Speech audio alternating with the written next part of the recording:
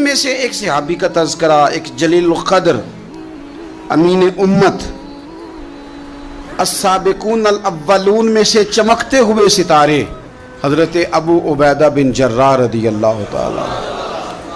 حضرت ابو عبیدہ بن جراح رضی اللہ تعالیٰ عنہ ان قرون اولیٰ کے لوگوں میں سے جنہوں نے بالکل ابتدا میں حضور کے دست اقدس پر کلمہ پڑھ لیا تھا، بالکل شروع میں دار ارقم کے دنوں میں، شاید اس سے بھی قبل۔ حضرت صدیق اکبر رضی اللہ تعالیٰ عنہ کی دعوت پر یہ مسلمان ہو گئے، بالکل شروع کے لوگ ہیں، وہ جو 10 لوگ جنہیں حضور نے جنت کی بشارت دی، عشرہ مبشرہ، ان میں نام ہے حضرت ابو عبیدہ بن جراح کا۔ صحیح بخاری میں حدیث ہے، نبی پاک صلی اللہ تعالیٰ علیہ وسلم نے فرمایا ہر امت کا ایک امین ہوتا ہے، اور فرمایا میری امت کے امین حضرت ابو عبیدہ بن جراح ہیں رضی اللہ تعالیٰ عنہ۔ اہل نجران کے کچھ لوگ آئے، انہوں نے عرض کی حضور کوئی ایک شخص ہمارے ساتھ روانہ کرے، اور بندہ کوئی امانت دار ہو، امین ہو۔ تو حضور مسکرائے، فرمایا میں تمہیں ایسا امانت دار دیتا ہوں کہ وہ اس طرح کا امانت دار ہے جس طرح کا کسی کو امانت دار ہونا چاہیے۔ ختم ہو جاتی ہیں اس سے آگے پیچھے یہ ساری تعریفیں۔ فرمایا اس طرح کے امانت دار کو تمہارے ساتھ بھیجتا ہوں، وہ کون ہے؟ فرمایا حضرت ابو عبیدہ بن جراح۔ اتنے فضائل جس شخص کے ہیں، آپ لوگوں کی کمزوری نہیں، یہ ہماری کمزوری ہے۔ ہم نے چاند ایک صحابہ کے تذکرے کیے، باقی بزرگ ترین شخصیات امت کے سامنے آنے سے وہ اس لیے رہ گئیں کہ ہماری ترجیحات کچھ اور چیزیں تھیں، ہمارے فکر کی جولانیوں میں کچھ اور چیزوں نے جوش زیادہ مارا۔ حضرت ابو عبیدہ بن جراح وہ خوبصورت آدمی ہے کہ ابن ماجہ میں ایک بڑا انوکھا فرمان موجود ہے۔ ابن ماجہ میں حضرت عائشہ صدیقہ رضی اللہ تعالیٰ عنہ سے کسی نے پوچھا کہ نبی پاک صلی اللہ تعالیٰ علیہ وسلم کو سب سے زیادہ محبوب کون ہے، حضور کو سب سے زیادہ پیار کس سے ہے؟ تو فرمایا سادی سی بات ہے، ابو بکر صدیق سے، عمر فاروق سے۔ اس شخص نے کہا نہیں، میں ان کے بعد پوچھنا چاہ رہا تھا۔ تو فرمایا یہ بھی بڑی واضح بات ہے، ان کے بعد میں نے حضور کو جن سے سب سے زیادہ پیار کرتے دیکھا وہ حضرت ابو عبیدہ بن جراح ہیں، سب سے زیادہ میں نے محبت کرتے دیکھا۔ اور مسلم شریف میں یہ حدیث آپ کو ملے گی، حضرت عائشہ صدیقہ فرماتی ہیں اگر حضور خود اپنے فرمان سے خلیفہ بناتے تو اپنے بعد ابو بکر کو بناتے، ان کے بعد حضرت عمر کو بناتے، ان کے بعد بناتے تو ابو عبیدہ بن جراح کو بناتے۔ اتنا بڑا آدمی حضرت ابو عبیدہ بن جراح رضی اللہ تعالیٰ، اتنی بڑی شخصیت۔ اور پتہ ہے آپ کو ان پر صحابہ کا اعتماد کس طرح کا ہے؟ جب حضور علیہ السلام کے وصال ظاہری کے بعد صحابہ بیٹھے نا، میٹنگ ہو رہی تھی خلیفہ بنانے کے لیے، امت کا اجماع ہو رہا تھا حضرت صدیق اکبر پر، تو ایک دوسرے سے نہ پوچھا جا رہا تھا کہ آپ کی نظر میں اگر بیعت کی جائے تو کس کی کی جائے، آپ کی نظر میں بیعت کی جائے تو کس کی کی جائے، آپ کی نظر میں اگر امیر مقرر کیا جائے تو کسے کیا جائے، آپ کی نظر میں خلیفہ کس کو ہونا چاہیے؟ تو امت کا اجماع جناب صدیق اکبر کی طرف تھا۔ تو حضرت صدیق اکبر سے پوچھا گیا آپ بتائیے اگر آپ بیعت کریں گے تو کس کی کریں گے؟ تو حضرت صدیق اکبر نے کہا 2 لوگوں کی، اگر حضرت عمر کو آگے لگاؤ گے تو پھر بھی میں بیعت کر لوں گا، اور اگر ابو عبیدہ بن جراح کو آگے لگاؤ گے تو میں پھر بھی بیعت کر لوں گا۔ میں ان دونوں کی بیعت کرنے کو تیار ہوں۔ یار اتنا بڑا آدمی، کتنی کو کتابیں لکھی جانی چاہیے تھی، کتنے کو دن منانے جانے چاہیے تھے، کتنے کو ان کے نام ہمیں خطبے کرنے چاہیے تھے، کتنے کو تذکار ان ہستیوں کے ہونے چاہیے تھے۔ حضرت عمر فاروق رضی اللہ تعالیٰ عنہ کا وصال ہو رہا ہے، چونکہ جناب ابو عبیدہ بن جراح رضی اللہ تعالیٰ عنہ پہلے وصال فرما گئے تھے، تو جناب عمر فاروق رضی اللہ تعالیٰ عنہ کا وصال ہو رہا ہے۔ کسی نے کہا کسی کو خلیفہ نامزد کر دیں، فرمایا 6 لوگوں کی میں نے کمیٹی بنا لی ہے، کسی کو بنا لینا۔ ہاں اگر آج ابو عبیدہ بن جراح ہوتے تو پھر میں کمیٹی نہ بناتا، پھر میں ان کو امیر بناتا، اور اگر رب مجھ سے پوچھتا کہ عمر کس کو امیر بنا کے آئے ہو تو میں کہتا اے اللہ جسے تیرے نبی کریم نے امین فرمایا تھا۔ انہیں میں امیر بنایا ہوں. اتنے بڑی شخصیات، اتنے بڑے نام، اتنا بڑا مرتبہ. اور پھر 2 ہجرتیں کی حضرت ابو عبیدہ نے. حبشہ بھی گئے، مدینہ بھی آئے، ہر جہاد میں شامل ہوئے.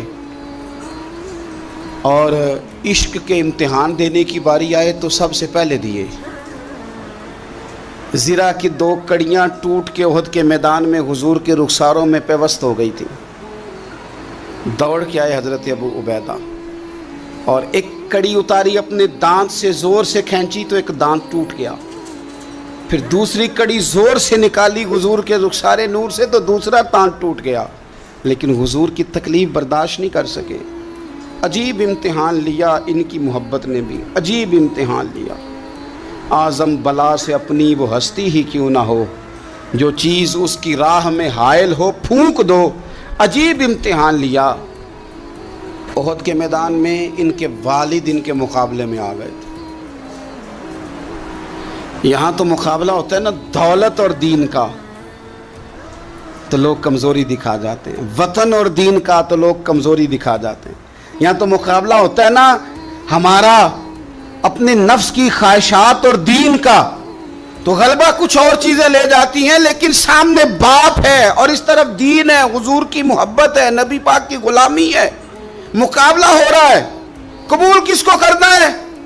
تو حضرت ابو عبیدہ نے پھر فیصلہ کیا، میدان احد میں تلوار اٹھائی اور باپ کی گردن کاٹ کے پھینک کے لوگوں کو بتایا کہ کائنات میں ہم سب سے بڑھ کے پیار کرتے ہیں تو مدینے والے محبوب سے کرتے ہیں. اتار دی گردن باپ کی. حضرت ابو عبیدہ بن جراح رضی اللہ تعالیٰ عنہ نے اس طرح قربانیاں پیش کی. میدان کے آدمی تھے، میدان میں رہے، ساری زندگی میدان میں رہے، لشکروں کی قیادت کی ساری زندگی. حضرت ابوبکر صدیق رضی اللہ تعالیٰ عنہ نے ان کو جہاد کے لیے بھیج دیا تھا. حضرت عمر کا بڑا اعتماد رہا. دوستی کس سے تھی؟ حضرت معاذ بن جبل سے. گہرے دوست کون تھے؟ حضرت خالد بن ولید. ان لوگوں سے گہری دوستی تھی. سادہ بود و باشت، سادہ کھانا، سادہ اٹھنا بیٹھنا، سادہ مزاج. حضرت عمر فاروق رضی اللہ تعالیٰ عنہ ملک شام گئے، یہ بھی ملک شام میں تھے. جناب عمر فاروق کے مزاج میں جلال تھا. آپ نے کچھ لوگوں کو دیکھا جنہوں نے زرق برق لباس پہن لیے، بڑے بڑے عالی شان بنگلے بنا لیے، بڑے بڑے گھروں میں رہنے لگے. تو حضرت عمر کو اتنا جلال آیا کہ زمین پر اتر کے نا سنگریزے اٹھا کے تو لوگوں کو مارتے تھے. فرماتے تھے اتنی جلدی حضور کی تعلیم بھول گئے اور تم نے اجمیوں کے طریقے اپنا لیے. اتنی تکلیف کے ساتھ حضرت عمر گفتگو کرتے، لیکن حضرت ابو عبیدہ سے ملتے تو فرماتے یار تھوڑی روٹی بھی کھایا کر، کبھی تم بھی کپڑے بدل لیا کر. اتنا فقر، اتنی سادگی. اولین لوگوں میں سے جن کے لیے لوگ مسلمانوں کا امیر المومنین بنانے کی باتیں کر رہے ہیں. حضرت عمر ملنے گئے تو کسی چٹائی کے ٹکڑے کی تہ 2-3 لگا کے گھوڑے پہ اس کو رکھ لیا جاتا تھا سواری کرنے کے لیے تاکہ پسینہ نہ آئے. اسی کو اتار کے نا تو سرانہ بنا کے بیٹھے لیٹے ہوئے زمین پہ. حضرت عمر ملنے گئے تو حضرت عمر فاروق رضی اللہ تعالیٰ عنہ کو بھی اپنے ساتھ زمین پہ بٹھا لیا. تو حضرت عمر فرمانے لگے میں نے تو روٹی کھانی ہے تجھ سے، دوست ہے میرا، کھانا کھلا. تو کہنے لگے کھلاتے ہیں نا، کھلانا کیوں نہیں.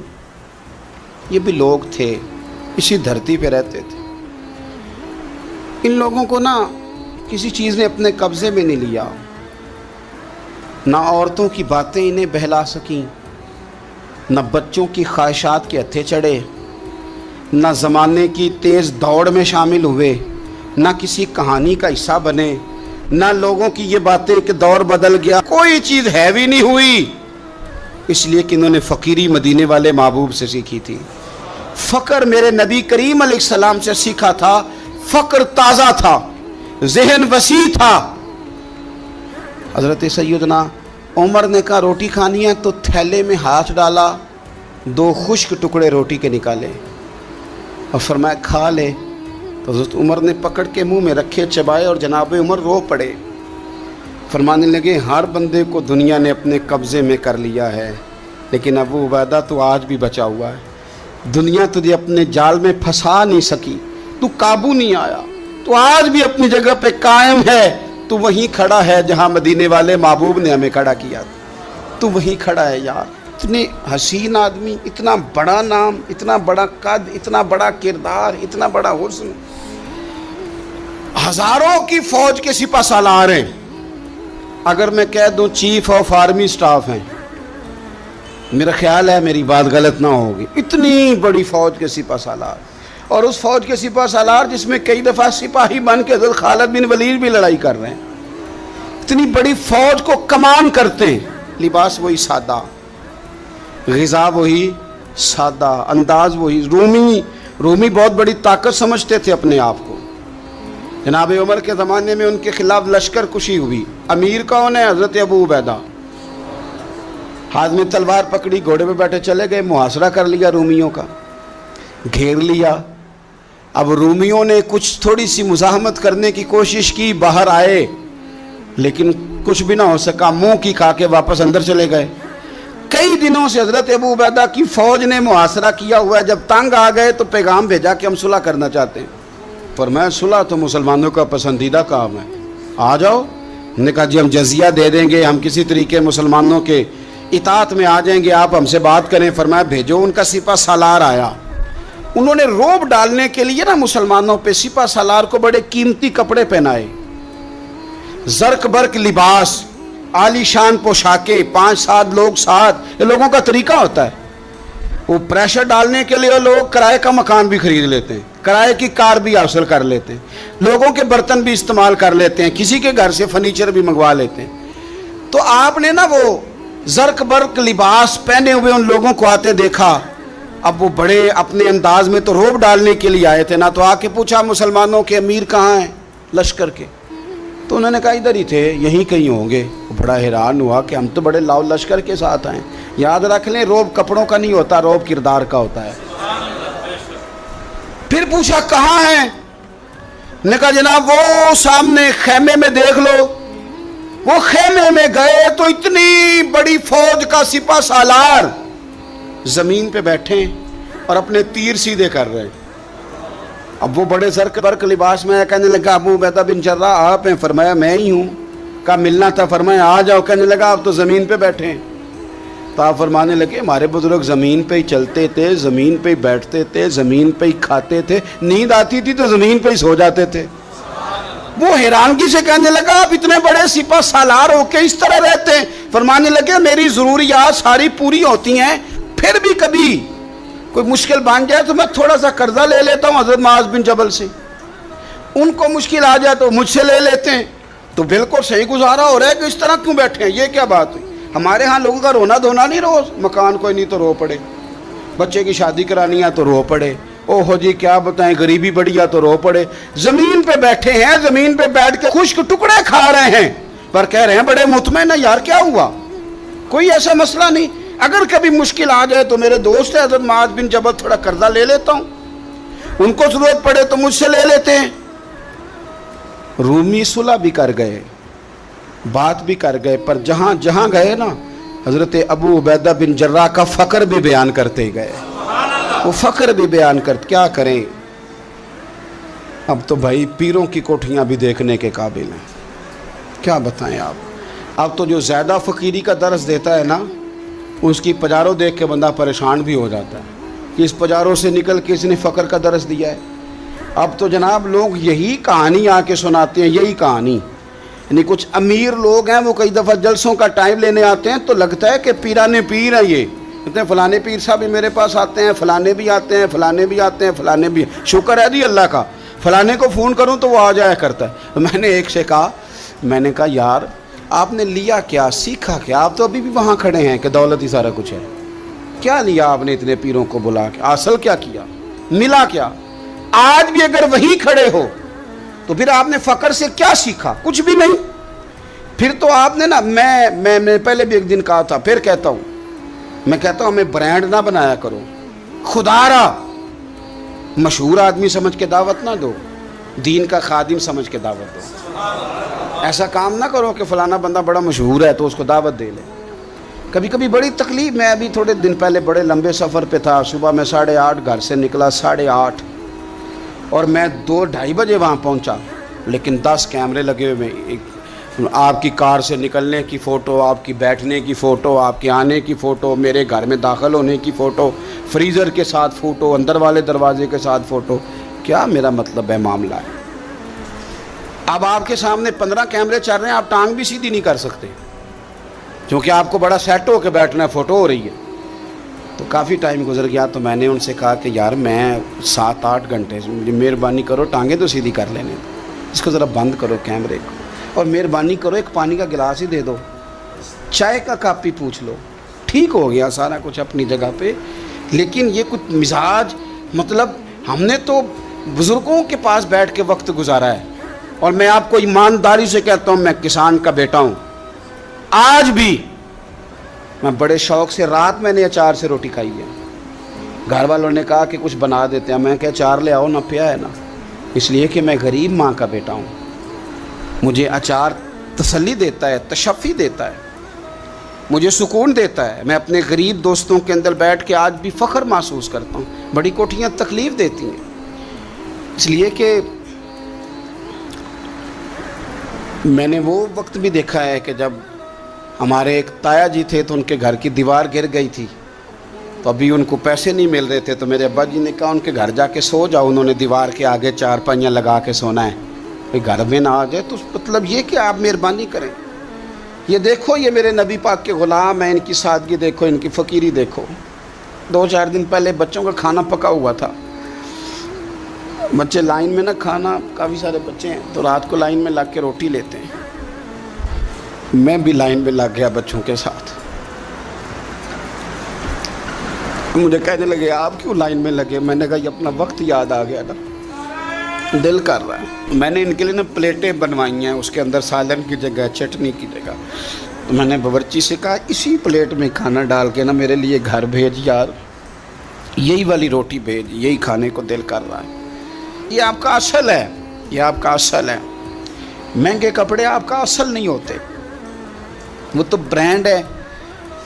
اس میں تو آپ بیٹھتے ہیں تکلف سے کہ ان کو سلوٹیں نہ پڑ جائے.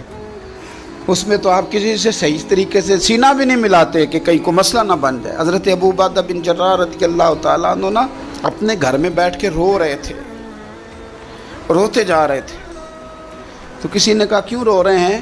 مسند امام احمد بن حنبل میں موجود ہے. فرمانے لگے نبی پاک علیہ السلام نے مجھے ایک دن کہا تھا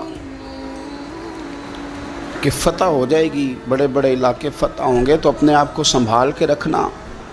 3 خادم تیرے لیے کافی ہیں، ایک جو گھر میں کام کاج کرے، ایک جو تیری خدمت کرے، ایک جو تیرے سفر میں جائے، اور 3 سواریاں تیرے لیے کافی ہیں. زیادہ لوگوں نے بڑے بڑے جانور رکھے ہوتے تھے نا، 3 سواریاں ابو عبیدہ تیرے لیے کافی ہیں. ایک تیرے سفر کے لیے، ایک مال و اسباب اٹھانے کے لیے، ایک تیرے غلام کے لیے. زیادہ مال نہ جمع کرنا. یہ بات کرتے ہوئے رو پڑے. فرمانے لگے ہم لوگ اس جگہ رہ نہیں سکے جہاں حضور نے کھڑا کیا تھا. میرا استبل گھوڑوں سے بھر گیا ہے اور میرے گھر میں غلام بھی زیادہ ہیں. حالانکہ صحابہ کہتے ہیں کہ کچھ ایسا نہیں تھا، لیکن چند چیزیں جو موجود تھی ان پر بھی روتے تھے. اور فرماتے تھے نبی پاک صلی اللہ علیہ وسلم نے فرمایا تھا قیامت کے دن میرے زیادہ قریب وہ شخص ہوگا کہ جس طرح میں چھوڑ کے جا رہا ہوں قیامت میں مجھے اسی طرح ملے. فرمانے لگے میں اس طرح نہیں رہ سکا، سوچتا ہوں نبی پاک کو کیا منہ دکھاؤں گا، کیا منہ دکھاؤں گا کریم کو. رو رہے ہیں گھر میں بیٹھ کے، رو رہے ہیں. ملک شام میں نا طاعون کا مرض پھیل گیا. حضرت ابو عبیدہ وہاں تھے. حضرت عمر نے خط لکھا، فرمایا جلدی آ جاؤ، آپ سے مشورہ کرنا ہے. آپ سمجھ گئے کہ عمر نا مجھے یہاں سے نکالنا چاہتے ہیں کہ مجھے مرض نہ لگ جائے. جواب لکھا، کہنے لگے مجھے پتہ ہے جو مشورہ آپ نے کرنا، میں مسلمانوں کو اکیلا چھوڑ کے نہیں آ سکتا، میں لشکر کا سپہ سالار ہوں، کیسے آ جاؤں، میں یہی رہوں گا. حضرت عمر نے خط لکھا کہ پھر آپ جابیہ کی جانب بھی چلے جائیں، تھوڑے سے وہاں موسم ٹھیک ہے، وہاں تشریف لے گئے. طاعون جب پوری طرح پھیل گیا تو منبر پہ کھڑے ہو کے حضرت ابو عبیدہ بن جراح نے خطبہ دیا. فرمانے لگے اس مرض سے گھبرانا نہ، تم سے بہت پہلے جو صالح لوگ تھے، نیک لوگ تھے، وہ اس مرض کی وجہ سے وصال کر گئے. یہ نیک لوگوں کی موت کا سبب بنا ہے، لوگوں گھبرانا نہ. फरमाया करते थे मैं तो दुआ करता हूँ मुझे भी खुदा की रहमत से हिस्सा मिले।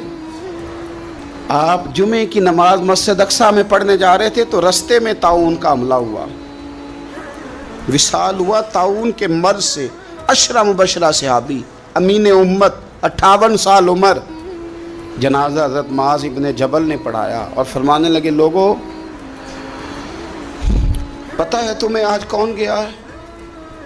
आज वो गए हैं जिन्हें हुज़ूर ने अमीन उम्मत कहा था। आज वो हस्ती उठ गई जिन्हें नबी करीम अलैहिस्सलाम ने अमीन उम्मत फरमाया था। हज़रत मुआज़ इब्न जबल ने जनाजा पढ़ाया तो कुछ दिनों में हज़रत मुआज़ इब्न जबल भी ताउन के मर्ज से विसाल कर गए, उन पर भी ये हमला हुआ। मुल्क शाम में हज़रत अबू उबैदा बिन जर्राह का मज़ार पुरनवार है। हुज़ूर से फ़क्र सीखा, ज़िंदगी फ़कीरी में गुजारी। इन लोगों ने किसी मकाम पे भी अपने आप को हुज़ूर की तालीमात से पीछे नहीं किया। अजीम लोग थे, इनकी ज़िंदगियों को पढ़ें, इनके अक़वाल को सुनें, इनके इरशादात पर गौर करें। और बड़े आला ज़र्फ़ थे। हज़रत खालिद बिन वलीद गवर्नर थे सूबे के, जनाब उमर फ़ारूक ने उनको माज़ूल करके हज़रत अबू उबैदा बिन जर्राह को तैनात कर दिया। इनको जब तैनात किया तो उधर जंग जारी थी, तो इन्होंने ना वो तैनाती का जो रुका था वो जेब में डाल लिया, बताया ही नहीं। जंग होती रही। हज़रत खालिद बिन वलीद को किसी और ने बताया तो फरमाने लगे बाद में आपने मुझे बताया क्यों नहीं? आप फरमाने लगे कोई जल्दी तो थी नहीं, हालांकि गवर्नर बना दिए गए और जंग हो रही थी। मैंने कहा चलो बाद में बता देंगे, कोई मसला नहीं। एक दफ़ा हज़रत अबू उबैदा बिन जर्राह को माज़ूल करके हज़रत खालिद बिन वलीद को सिपा सालार बनाया गया। तो आप फरमाने सुता उठ के कोई नहीं खुश होंदा,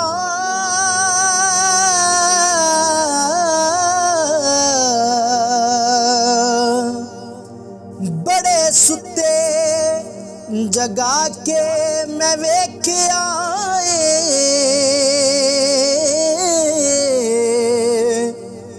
कुत्ते जिया नहीं कोई वफादार डिठा, ते टुकर सुका भी पाके वे के आए।